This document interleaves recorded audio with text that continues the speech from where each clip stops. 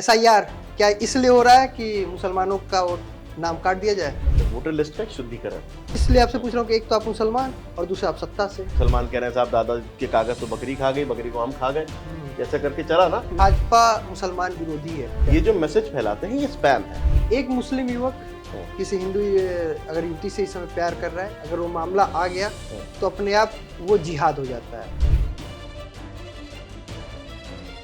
तो फिर आखिर ये मुसलमान जो भी युवक होते हैं वो क्या सोच के आखिर ऐसे कन्विंस करते हैं? क्या जरूरत पड़ती है उन्हें नाम छुपाने की? तो हिंदू राष्ट्र पे आप क्या सोचते हैं? तो मैं कह रहा हूँ आज ही बदलो, मैं कह रहा हूँ आज ही बदलो। इसमें आप मानते हैं कि समाज दो हिस्सों में बटा हुआ है? मैं ये कहता हूँ कि समाज को दो हिस्सों में बांटा गया। नमस्ते, मेरा नाम है ब्रजेश तिवारी और आपका एक बार फिर से स्वागत है बतकही चौक पे। बतकही चौक पे बतौर मेहमान आज हमारे साथ अमिल शमसी जी हैं। आप उत्तर प्रदेश अल्पसंख्यक मोर्चा के प्रदेश उपाध्यक्ष हैं। आपको बुलाना इसलिए जरूरी था इस बार क्योंकि एसआईआर हो रहा है, बांग्लादेश घुसपैठियों पे बात हो रही है जिसे हम रोहिंग्या कहते हैं, नगर निगम के छापे चल रहे हैं, इसी में बांग्लादेश में हिंदुओं पे अत्याचार हो रहा है और यहाँ के जो अल्पसंख्यक हैं वो कहते हैं कि भाई जो सरकार है वो हमारी विरोधी है, आप उनका प्रतिनिधित्व करते हैं इसलिए सबसे बेहतर आप हैं। सवाल 3-4 हो गए हैं, एक एक करके बात करते हैं। एसआईआर क्या इसलिए हो रहा है कि मुसलमानों का वो नाम काट दिया जाए? देखिए एसआईआर जो है वो वोटर लिस्ट का एक शुद्धिकरण है। वोटर लिस्ट का शुद्धिकरण स्वस्थ लोकतंत्र के लिए जरूरी है। ठीक है। अगर वोटर लिस्ट में फर्जी वोट है या बहुत सारे आपने देखा होगा, मैंने कई बार बहुत मजाकिया वीडियोस चलते हैं उसमें इलेक्शन के टाइम पर कि एक चाचा गए बूथ पर वोट डालने के लिए और उन्होंने देखा कि साहब वोट डाल रहे हैं, वो पूछा कि तुम्हारी चाची वोट डाल गई? तो उसने लिस्ट पलटी और कहा हाँ डाल गई। बोला अरे अब फिर 5 साल इंतजार करना पड़ेगा। तो हर साल हाँ हर चुनाव में घर पे क्यों मिलो? तो बोले नहीं वो हर चुनाव में आती है, वोट डालती है, मर तो वो 20 साल पहले चुकी है। तो ये जो चाची का वोट था, इस वोट को हटने की आवश्यकता है। इसके अलावा बहुत सारे ऐसे वोट लोग हैं जो पलायन कर गए, चले गए हैं। बेटियां हैं शादी करके चली गई, उन ससुराल में वहां पे दूसरा वोट बना लिया, वोटर लिस्ट में अभी भी नाम है। उसके अलावा बहुत सारे ऐसे वोट हैं कि जिनको हमारे देश के सो कॉल्ड सेक्युलर दलों ने अपने फायदे के लिए यहाँ वोटर बनाया है, जो नागरिक तक नहीं है देश के। जो जैसे वो था ना, वो तारों के नीचे से आए हैं और वो गड्ढा खोद करके आए हैं, लेकिन परमिशन लेके आए हैं। लेकिन परमिशन लेकर के आए। परमिशन किसके लिए परमिशन ली है? ममता बनर्जी की परमिशन ली है, अखिलेश यादव की परमिशन ली है, लालू प्रसाद यादव की, इनकी परमिशन लेकर के आए हुए। उनको आपने वोटर बना करके रखा हुआ उनको, क्योंकि वो देखिए अगर यहाँ पर वोट बन करके हमारे देश के नागरिकों के अधिकार को खाने का काम कर रहे हैं, उनके शुद्धिकरण की जरूरत है। ये एसआईआर किसी भी सूरत में किसी भी तरह से भारतीय नागरिकों को इफेक्ट नहीं कर रहा। भारतीय नागरिकों के लिए नुकसान नहीं, बल्कि भारतीय नागरिकों के लिए और देश के लोकतंत्र के लिए सबसे फायदेमंद चीज है एसआईआर। तो क्या अल्पसंख्यकों को क्या एलर्जी इस बात से? नहीं, अल्पसंख्यकों को एलर्जी देखिए इस बात से नहीं है, लेकिन जो लोग खुद को अल्पसंख्यकों का नेता बना करके रखे हुए या अपने आप को नेता बना करके उनके ऊपर थोपे हुए हैं, जिनको हम कहते हैं सो कॉल्ड सेक्युलर दल, उनका एक सूत्रीय कार्यक्रम है मुसलमानों को डराओ यदि सत्ता में आना है। वो डरा चुके सिटीजन अमेंडमेंट एक्ट के नाम से। कहा कि सिटीजन अमेंडमेंट एक्ट आ गया तो तुम्हें जो है अपने दादाजी के कागज दिखाने पड़ेंगे। मुसलमान कह रहे हैं साहब दादा के कागज तो बकरी खा गई, बकरी को हम खा गए, कैसे करके चला ना। फिर उसके बाद उन्होंने वक्फ अमेंडमेंट एक्ट के नाम पे मुसलमानों को बरगलाने की बात की। उसके बाद जो है उन्होंने एनआरसी के नाम पे डराने की बात की। इस तरह से टोटल इनका एक प्रोपेगेंडा ये रहा कि मुसलमानों को डराओ, मुसलमानों को डरा करके उनको एकजुट बना करके अपना वोट बैंक बना करके रखो और उनका फायदा उठाओ, उनसे जो है वो, क्योंकि अब सत्ता में तो आना नहीं है। वैकेंसी सभी प्रदेशों में तथाकथित सेक्युलर दलों की खत्म हो चुकी है और आज नहीं तो कल सबको छोड़ना पड़ेगा, क्योंकि अब देश की जनता जागरूक है, मुसलमान भी जागरूक है। अगर ना जागरूक होता तो वक्फ अमेंडमेंट एक्ट में एड़ी से चोटी तक का जोर लगा लिया, लेकिन मुसलमानों को बहका नहीं पाए, भड़का नहीं पाए। लेकिन उनको डराने का काम विपक्ष पार्टियां करती हैं, लेकिन कुछ काम सत्ता द्वारा ऐसा किया जाता है कि वो डर भी जाते हैं। बुलडोजर पूरे एक मोहल्ले को खत्म कर देता है, लेकिन जब वही दूसरे मोहल्ले पे चलने की बात आती है तो बुलडोजर का फ्यूल नहीं कम हो जाता है, खत्म हो जाता है। ऐसा नहीं है, बल्कि आप देखिए जहां पर बात हुई, कहा गया कि साहब जो है वो एक अवैध मदरसे को तोड़ा गया तो अवैध हिंदू कॉलेजेस भी तोड़े गए। कार्रवाई जो होती है वो इलीगल चीजों पर होती है। हाँ, वो एक अलग बात है कि आपका वोट पाने के लिए, आपको जो है अपना वोट बैंक बना करके रखने के लिए, आपको अपने आप को आपकी गुड बुक में रखने के लिए आप उस समय की तत्कालीन सरकारों ने बहुत जगहों पे आंखें मूंद करके रखी। मैं बात करूं जो कुरैशी समाज, अल्पसंख्यकों में, जो पसमानदा मुसलमानों में कुरैशी समाज होता है, जिनको कहा जाता है, जो बूचर्स होते हैं, कसाई जो होते हैं, इनको गोश्त फरोख्त करने का एक लाइसेंस चाहिए होता है। ठीक। समाजवादी पार्टी की सरकार 2012 से लेकर के 2017 के बीच में उत्तर प्रदेश में रही। इनके लाइसेंस खत्म हो चुके थे 2015 में। आजम खान साहब जो है वो नगर विकास मंत्री थे, उसके सरबराह थे, और उत्तर प्रदेश के लगभग मुख्यमंत्री थे। मुख्यमंत्री से एक आध स्टेप ऊपर ही मान लो। तो उनके पास जब ये समाज के लोग गए तो उन्होंने उनकी पीठ पे हाथ रख के कहा, अरे जाओ, कोई आए पुलिस वाला तो बता देना मैंने भेजा है। उनको खुश करने के लिए आपने उनका लाइसेंस रिन्यू नहीं किया, लेकिन दूरगामी परिणाम उसके क्या हुए कि आज जो है, जब कोई लीगल वे में काम करने वाली सरकार आई तो अब उनके पास लाइसेंस नहीं है, अब वो परेशान है उस चीज के लिए। उनको नुकसान पहुंचाने का काम इन जैसे तथाकथित सेक्युलरों के द्वारा किया गया। तो इनका यही प्रोपेगेंडा हमेशा रहा है।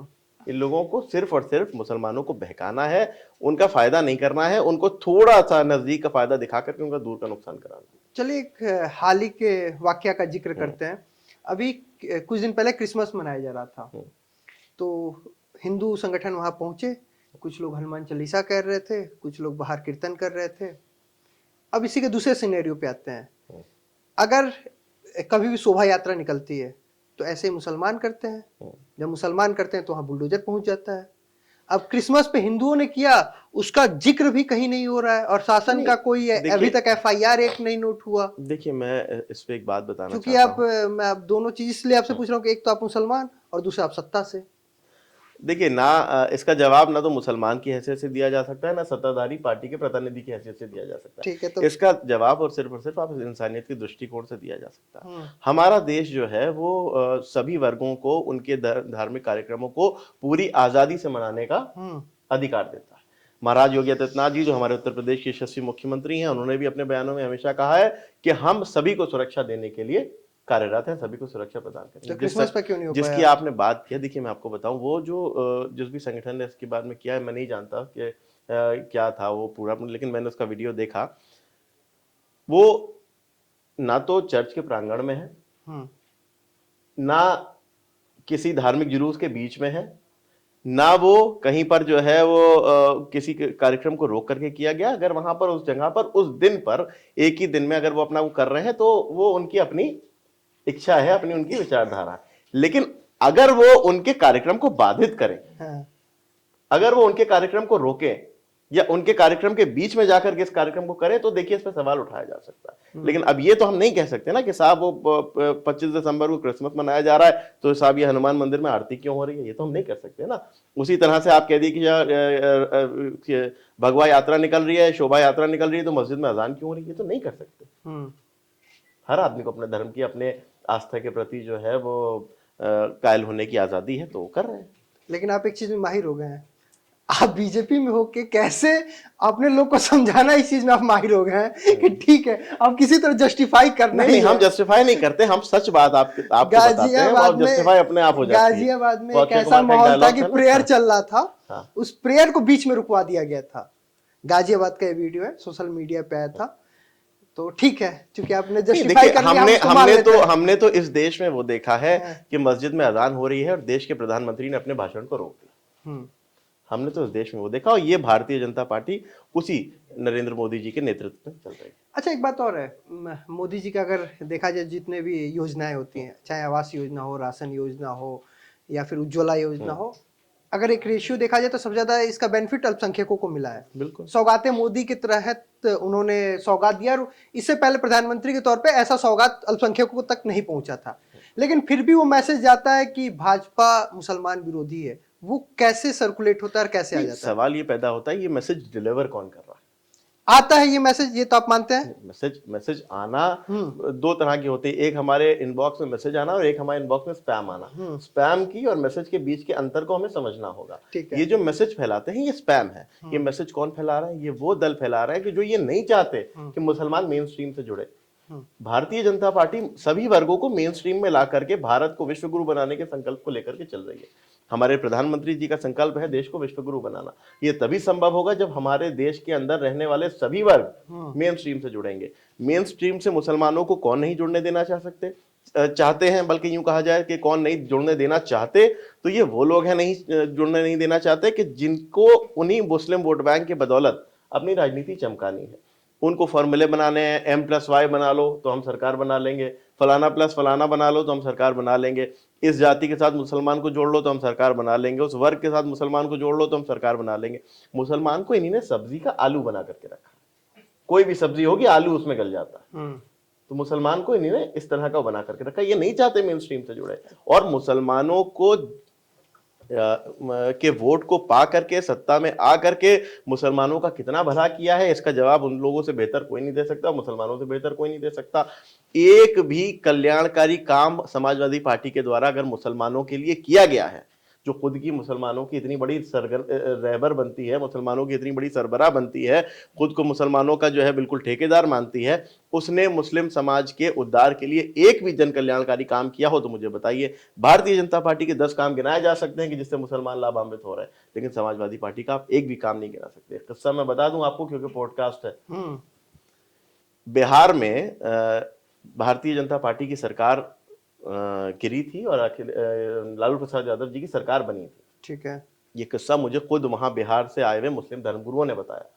कहा कि साहब हमने बड़ी मेहनत की थी बीजेपी को हराने में और लालू प्रसाद यादव को जिताने में। ठीक है। और उसके बाद जब सरकार बन गई तो हम लालू प्रसाद यादव से मिलने के लिए गए कि भाई हमारे कुछ काम मुस्लिम समाज के, तो लालू प्रसाद यादव ने कहा कर तो दिया तुम्हारा काम, हरा तो दिया बीजेपी को। तो मुसलमानों के लिए इन्हीं ने मुसलमानों के दिल में यह दिखाया कि साहब भाजपा आ गई तो तुम्हारे लिए नुकसान हो जाएगा, भाजपा आ गई तो तुम्हारा कत्लेआम हो जाएगा, भाजपा आ गई तो तुम्हारे सारे अधिकार छिन जाएंगे, भाजपा आ गई तो तुम्हें खत्म कर दिया जाएगा, द्वितीय श्रेणी का नागरिक बना दिया जाएगा। और ये कह करके उन्होंने उनको मुसलमानों को द्वितीय श्रेणी का नागरिक बना करके रखा। ये उनकी विचारधारा है मुसलमानों के प्रति। मुसलमान के वोट के बिना पर सत्ता की बिरयानी पका करके बिरयानी में से तेज पत्ते की तरह से बाहर निकाल करके फेंकने का काम मुसलमानों को इन तथाकथित सेक्युलर दलों के द्वारा किया है, किया जाता रहा है।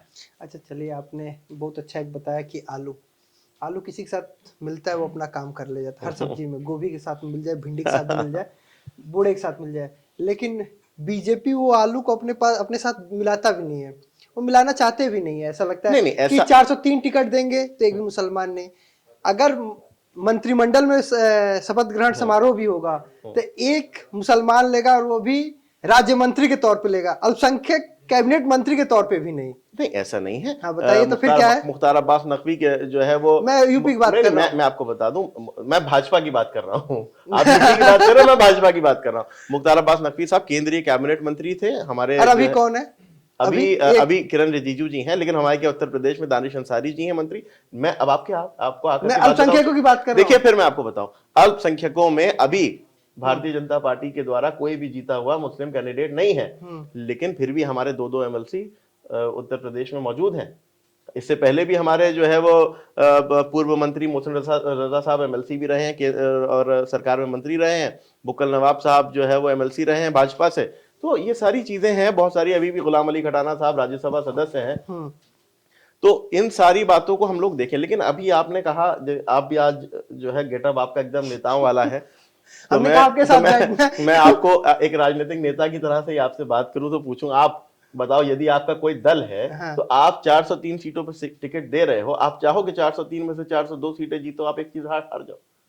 नहीं चाहोगे।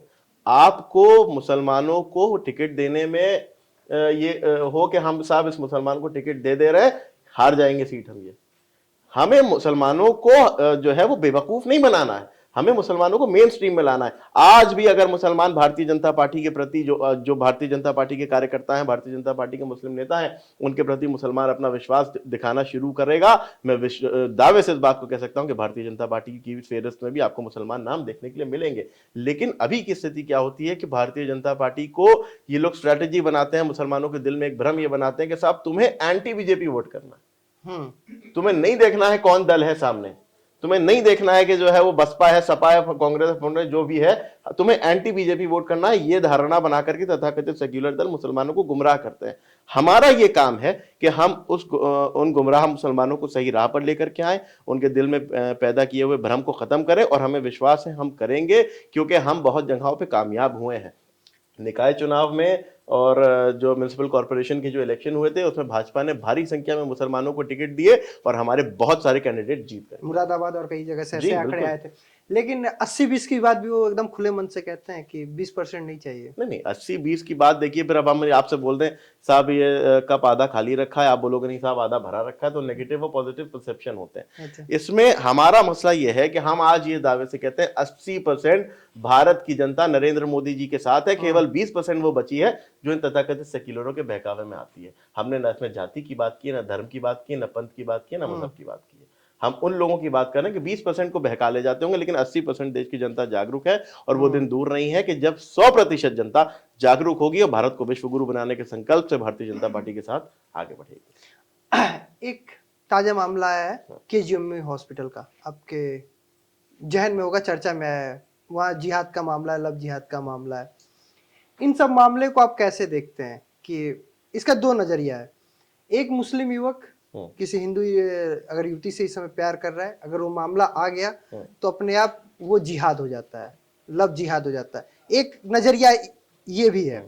दूसरा नजरिया है कि सच में ऐसा होता है, कई बार फंडिंग की बात सामने आ जाती है, कई बार नाम छुपाने की बात सामने आ जाती है कि हाँ वो नाम छुपा के किसी और नाम से एग्जैक्टली फंसाने का। मैं यहीं पर आपके इस बात का जवाब भी यहीं से देना चाहता था कि हमें ये देखना होगा कि वो उस कोई मुस्लिम लड़का अगर किसी हिंदू युवती से शादी कर रहा है तो क्या वो अपनी सही पहचान बता करके या अपने बारे में सच बता करके या अपनी सही बात बता करके कर रहा है या नहीं कर रहा। बहुत सारी घटनाएं देखने के लिए आए कि जो हमारी बहनों की, हिंदू और मुसलमान दोनों की मैं बात कर रहा हूँ, बहनों की सुरक्षा के लिए वो हो जाती है कि साहब वो बेवकूफ बना करके जो है उसका फायदा उठाने के लिए उससे शादी कर ली, निकाह कर लिया, दिखा दिया, क्योंकि भाई हिंदू रीति रिवाज का निकाह का शादी का तरीका दूसरा है, मुसलमान का दूसरा है। आपने जो है अपनी तरह से बता दिया और कह दिया कि साहब हम तो तुम्हारे निकाह में आ गए, बाद में उसको इस्तेमाल करके फेंक लिया, उसकी जान के लेने के देने पड़ गए। तो ऐसी चीजों से बचने के लिए इस तरह की जागरूकता भी जरूरी है। और ये केवल हिंदुओं की मैं बात नहीं कर रहा हूं, हिंदू और मुसलमान दोनों की तरफ से बात कर रहा हूं। लेकिन ये कई बार ऐसा होता है कि तो फिर आखिर ये मुसलमान जो भी युवक होते हैं वो क्या सोच के आखिर ऐसे कन्विंस करते हैं? क्या जरूरत पड़ती है उन्हें नाम छुपाने की? क्या जरूरत है नाम बदलने की? अब देखिए फिर जरूरत की बात अगर करें तो बहुत सारी जरूरतों में तो आपने ये भी देखा कि बड़े बड़े डॉक्टर जो पढ़ लिख करके बन जाते हैं वो अभी क्या काम किए हैं। तो उन्हीं की बात है।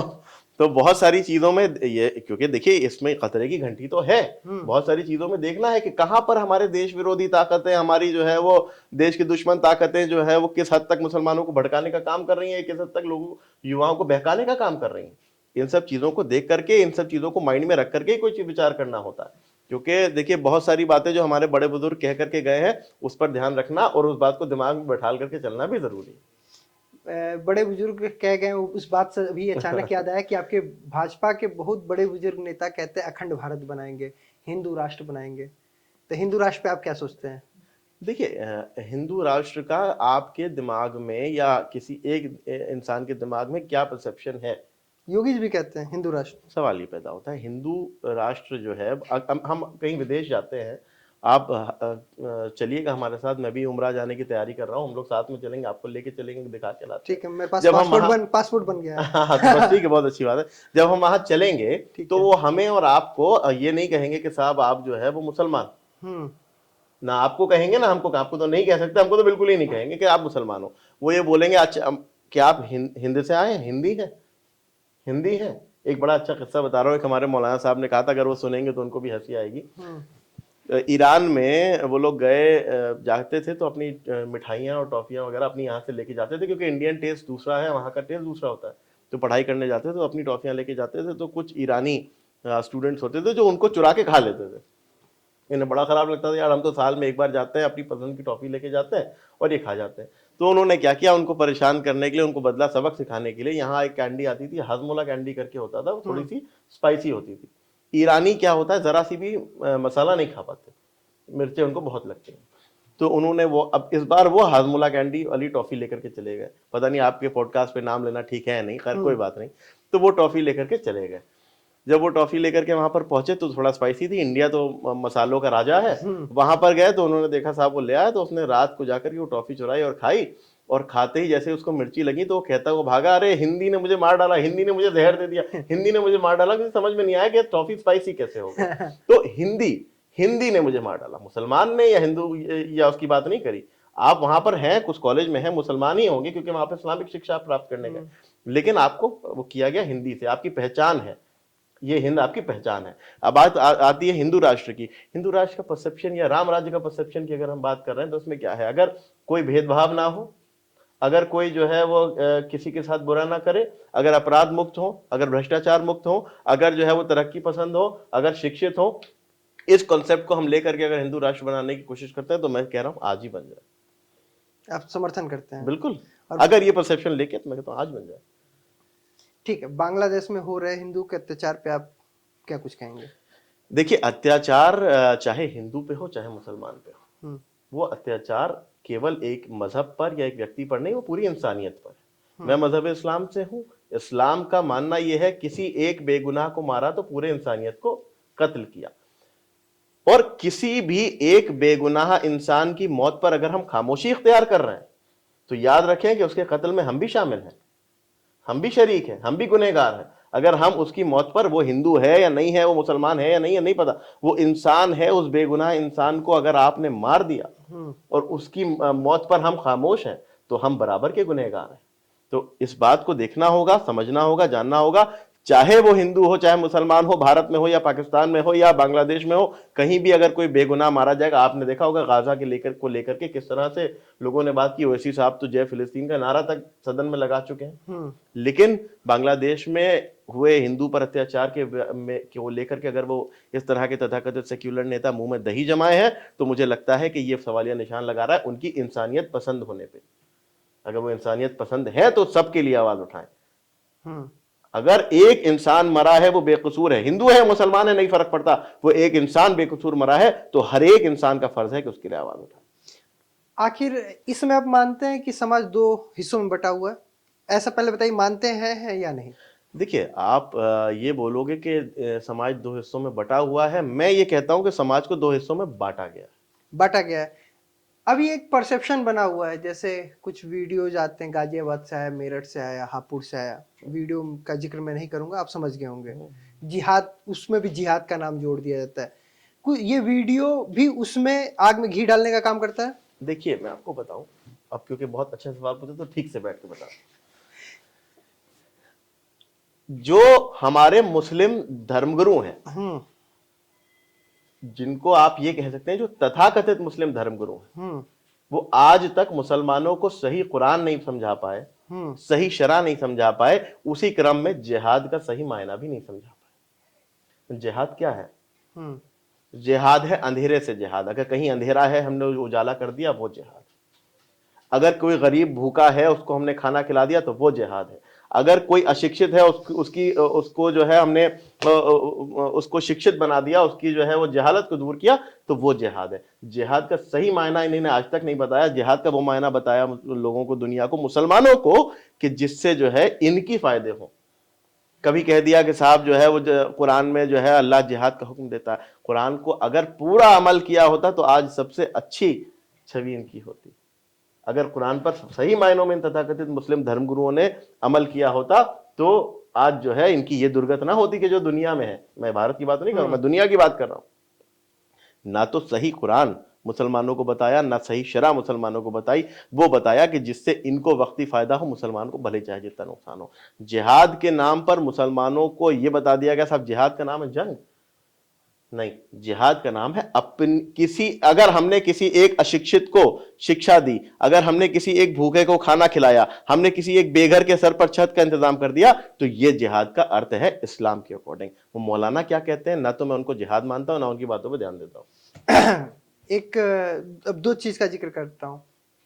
कोई भी जॉब करने वाला हो, कोई नौकरी करने वाला, एक परसेप्शन सा बन रखा है, मैं अच्छे खासे युवक, पढ़े लिखे, नौकरी करने वाला, अगर कोई मुसलमान अल्पसंख्यक व्यक्ति अगर किसी को खाना ऑफर कर रहा है आज के डेट में, तो एक बार उठाने से पहले सोचता है कि अगर मैं उठाऊंगा ये थुतकार दिया होगा, ये जिहाद का एक ऐसा होगा तो क्या, तो पहले कहता भैया मैं नहीं खाऊंगा, मैं खा के आया, मेरा फास्ट है। मैंने अपनी आंखों से ये चीज देखा हुआ है। मैं आपको बताऊं, ये परसेप्शन भी खुद मुसलमानों का क्रिएट किया हुआ है। हमारे मुसलमानों में दो सेक्टर होते हैं, अच्छा। एक शिया होता है, एक सुन्नी होता है, सबको पता है, दो बड़े सेक्टर होते हैं। हमारे सुन्नी भाई अक्सर शिया समाज के लिए, मजाक में बता रहा हूँ, होता है ऐसा, माइंड ना करे कोई, अक्सर मुशियों के लिए कह दिया जाता है साहब शिया क्या खाना ना खाना, ये थूक के खिलाते हैं, धुतकार के खिलाते हैं। हमेशा उड़ा होगा। तो आपने दूसरे के लिए गड्ढा खोदा था, खुद गिर गए उसमें? नहीं तो उसमें आग में घी डालने का काम करता है ना। हापुड़ में है वो, रोटी बना रहा है, थूक के रोटी बना रहा है। गाजियाबाद में जूस पिला रहा है तो लघु शंका पिला दे रहा है। देखिए ये सारी बातें जो हैं, इसको हम, ये सीधा सीधा कारण ये है कि उनको सही शिक्षा न तो इस्लामिक दी गई और दुनियावी शिक्षा से तो उनको दूर रखा ही गया। अगर सही शिक्षा, लैक ऑफ एजुकेशन की वजह से आज जो मुसलमानों की स्थिति है, जो मुसलमानों के हालात हैं, जो इस तरह की बातें सामने आ रही हैं, जो सिर्फ और सिर्फ लैक ऑफ एजुकेशन की, लैक ऑफ लिटरेसी का कारण है। अगर मुसलमानों को सही एजुकेशन दी होती, जो कि कोई मुश्किल बात नहीं है, पढ़ने वाले बच्चे के लिए कहा जाता है कि वो रोड के नीचे, स्ट्रीट लैंप के नीचे भी पढ़ करके जो है भारत का राष्ट्रपति बन सकता है, एक जो है वो बड़ा साइंटिस्ट बन सकता है।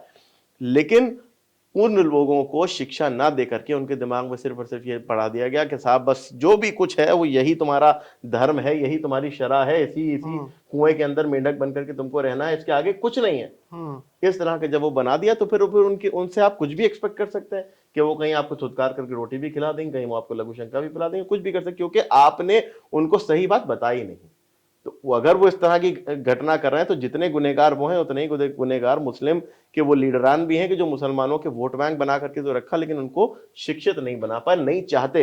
लेकिन भारतीय जनता पार्टी गर्व से इस बात को कह सकता हूं कि हमारे प्रधानमंत्री जी ने कहा था कि हम मुसलमानों के एक हाथ में कुरान तो दूसरे हाथ में लैपटॉप देखना चाहते हैं। ये विचारधारा लेकर के अगर भारतीय जनता पार्टी बढ़ रही है तो मुसलमानों को भी ये समझना चाहिए कि उनका दुश्मन कौन है और उनका दोस्त कौन है। उनका दोस्त वो है कि जो उनको मेन स्ट्रीम से जोड़ने का काम कर रहा है, उनका दुश्मन वो है कि जो उनको बहकाने का, भड़काने का काम कर रहा है, करीब का फायदा दिखा करके दूर का नुकसान कर रहा है। अच्छा, अभी एक मामला बिहार से, पटना से जो आया था, आपके जहन में होगा ही, जो बुर्का और नकाब की बात थी, हिजाब की बात थी, उसमें विवाद हुआ। विवाद होना भी चाहिए, क्योंकि हम इस बात का कहीं कतई समर्थन नहीं करते कि किसी की आपकी इच्छा के बिना आप हिजाब को छुए या नकाब को छुए। लेकिन दूसरा एक और बात होती है कि कहीं पे भी ऐसे जगह जाने से पहले, आप कोई भी ऑफिशियल जगह जा रहे हैं, ऑफिशियल कॉन्क्लेव है, सेमिनार है, कुछ भी प्रोग्राम है जहां मतलब आपका चेहरा ही आपकी पहचान है, तो इस चीज से बचना। लेकिन वहां पे भी धर्म बात आ जाता है कि हमें धर्म में हमारे कहा गया, फिर वही बात आती है, धर्म में अगर ये कहा गया तो फिर हज में महिलाएं चेहरा खोल के क्यों चलती हैं? इसलिए क्योंकि चेहरे का पर्दा इस्लाम में नहीं है। हज में जो महिलाएं जाती हैं उन सबके चेहरे आपको खुले दिखाई देंगे। जो विदेशों में, जो इस्लामिक ममालिक में महिलाएं होंगी, आप उनको चेहरे खुले दिखाई दे जाएंगे। लेकिन क्योंकि देखिए हमें बहुत सारी जगहों पर इस बात को देखना होता है। अभी आप जाइएगा, एयरपोर्ट जाइएगा, आपका पासपोर्ट पर जो है कि आपकी फोटो चेहरा ढकी हुई होती है। क्या आप सिक्योरिटी चेक के लिए जाइएगा तो चेहरा ढक के जा सकते हैं? नहीं जा सकते। इसलिए क्योंकि आप अपनी आइडेंटिटी छुपा नहीं सकते। बहुत सारी चीजों में हमारे मुसलमान भाई बहुत सारी जगहों पर कहते हैं साहब हम कागज नहीं दिखाएंगे। नहीं, कागज दिखाते हैं। जब योजनाएं लेने के लिए आते हैं तो कागज दिखाते हैं, जब राशन लेने के लिए आते हैं, आवास लेने के लिए आते हैं तो कागज दिखाते हैं। तो सवाल ही पैदा होता है कि आप अपनी आइडेंटिटी छुपा नहीं सकते। पर्दे, रही बात पर्दे की आती है, तो पर्दा इस्लाम में है, बिल्कुल महिलाओं को पर्दे का आदेश इस्लाम में किया गया, कोई दो राय नहीं। लेकिन ना आप उनसे जबरदस्ती करा सकते, यही कुरान में लिखा है, ना आप जबरदस्ती करा सकते हैं, ना जबरदस्ती उतरवा सकते हैं। उतना पर्दा आपके लिए जायज है जितना इस्लाम ने कहा है। अब कोई आपको कह दे कि साहब मौलाना क्या कहते हैं, या साहब वो फलाना इमाम साहब क्या कहेंगे, या फलाना धर्मगुरु क्या कहेंगे, वो महत्व नहीं रखता। जो कुरान कहता है, जो इस्लाम कहता है, वो महत्व रखता है। लेकिन इसी का दूसरा एक और था कि संभल में एक पिता अपनी बेटी और अपनी बीवी का, बेगम का कत्ल बस नकाब, हिजाब, बुर्के के लिए ही करता है। सहबानों के इसमें भी बहुत पीछे थोड़ा चलते हैं। उसके भी जड़ में कहीं ना कहीं अगर आप पाएंगे तो हिजाब और बुर्का ही पाएंगे। वो बस तलाक इस बेस पे हुआ था कि आपने अपना मुंह नहीं ढका था। तो ये मतलब क्योंकि आप किसी को, धर्म हो, एजुकेशन हो, आपके ऊपर है, आप उसे कितना इंप्लीमेंट करते हैं। ये समाज ही नहीं आगे बढ़ रहा है, तो इसमें कहाँ कमी है? मैंने कहा ना, लैक ऑफ लिटरेसी। ना तो वो आपको दुनियावी शिक्षा लेने देंगे और ना वो आपको सही दीन बताएंगे। जब तक वो आपको सही दीन नहीं बताएंगे, क्योंकि अगर सही दीन बताएंगे तो दुनियावी शिक्षा पाना के लिए तो दीन हुक्म देता है। हजरत अली अलैहिस्सलाम का कौल है कि इल्म जहां से भी मिले बटोर लो, जहां से भी शिक्षा मिले ले लो।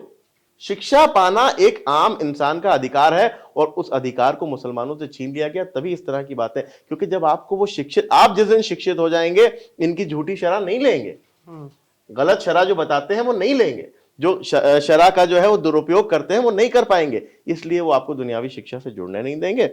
और जब तक वो आपको दुनियावी शिक्षा से जोड़ेंगे नहीं, तब तक आप जो है इनके बहकावों में आते रहेंगे। फिर जो है वो आप महिलाओं पर भी अत्याचार करेंगे, फिर वो नकाब ना पहनने पर जो है वो घर की महिलाओं को मार दिया जाएगा, जबकि कुरान साफ और साफ अधिकार ये देता है कि आपसे ना कोई दीन को जबरदस्ती कबूलवा सकता है और ना दीन में किसी भी प्रकार की कोई भी जबरदस्ती नहीं है, ये कुरान से साबित है। और लेकिन ये बात जो है वो शरा के ठेकेदार मुसलमानों को नहीं बताते। तो अल्पसंख्यक मोर्चा, भाजपा का अल्पसंख्यक मोर्चा का आगे का प्लान क्या है कि वो कैसे इस बात को उन तक पहुंचाएंगे? क्योंकि एक तो सबसे बड़ा काम, चैलेंज आपके पास ये है कि वो जो नज़र है उनका कि भाजपा मुसलमान विरोधी है, उस पहले पर्दे को हटाना और एक नया पर्दा, मतलब एक ओरिजिनल जो तस्वीर है उसको लाना। देखिए, मुसलमान के दिल से ये डर 50% कम हो चुका है कि भाजपा मुसलमान विरोधी है। उसका पहला प्रमाण उन्होंने देखा कि जब ट्रिपल तलाक जैसे कानून को ला करके, ट्रिपल तलाक जैसी कुप्रथा को मुस्लिम महिलाओं के लिए खत्म करा करके उनको अधिकार दिलाने का काम किया, तो मुस्लिम बहनों के दिल में ये बात आई कि ये हमारा दुश्मन नहीं, हमारा दोस्त है।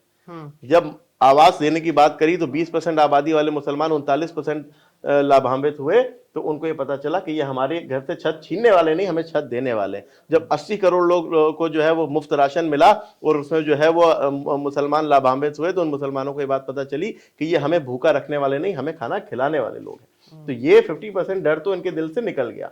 बाकी का जो 50% है वो हम अल्पसंख्यक मोर्चा के कार्यकर्ता कमर कस के मैदान में तैयार हैं, उस डर को भी खत्म करेंगे और मुसलमानों के और सरकार के बीच में पुल का काम करेंगे।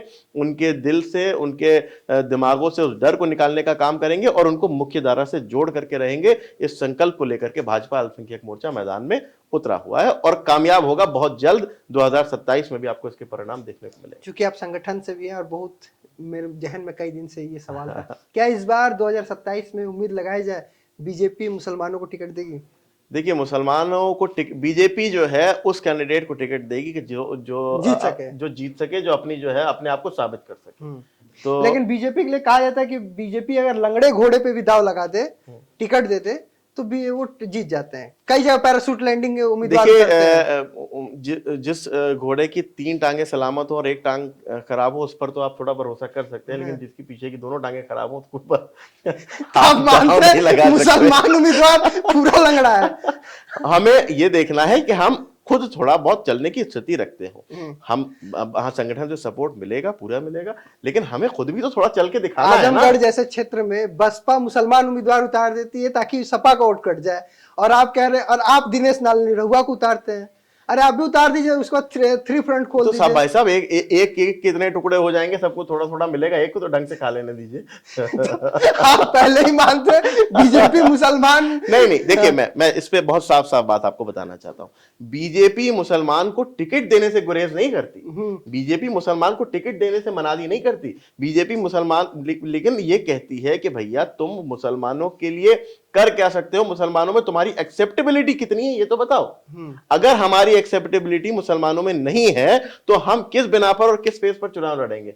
बीजेपी के कंधों पर सवार होकर के, सिर्फ इसलिए कि साहब बीजेपी सरकार में और हम चुनाव जीत जाएंगे और हमारी जो है वो राजनीति चमक जाएगी। हमें खुद को साबित करने की जरूरत है, हमें मुसलमानों के दिल में अपने लिए जगह बनाने की जरूरत है। जिस समय हम मुसलमानों के दिल में अपने लिए जगह बना लेंगे, मुसलमानों के मन में हम भाजपा के मुस्लिम कार्यकर्ता विश्वास जीत लेंगे, मुसलमान हमें वोट भी देगा, भाजपा हमें टिकट भी देगी। बहुत शानदार आपने आज हमारे साथ बात कही और हर मुद्दे पे बात की। यही सब मुद्दा जो बस बात होती है वो भी दबी आवाज में। हमने सोचा किसी ऐसे व्यक्ति को बुलाया जाए जो खुल के बोल सके और उन्हीं के बीच का हो। तो उनके बीच के हैं, अल्पसंख्यक मोर्चे से आते हैं और भाजपा के अल्पसंख्यक मोर्चा के उपाध्यक्ष थे। तो आज की बात कही आपको कैसे लगी कमेंट करके बताइएगा, वीडियो शेयर कीजिएगा ताकि ऐसे सवाल जिनके जहन में होते हैं उनको इसका जवाब मिल जाए। मुझे दीजिए इजाजत, नमस्कार। This video is sponsored by Ram Ram Group of Companies. को sponsored by nature house and भैया जी सिल्वर कोटेड इलायची।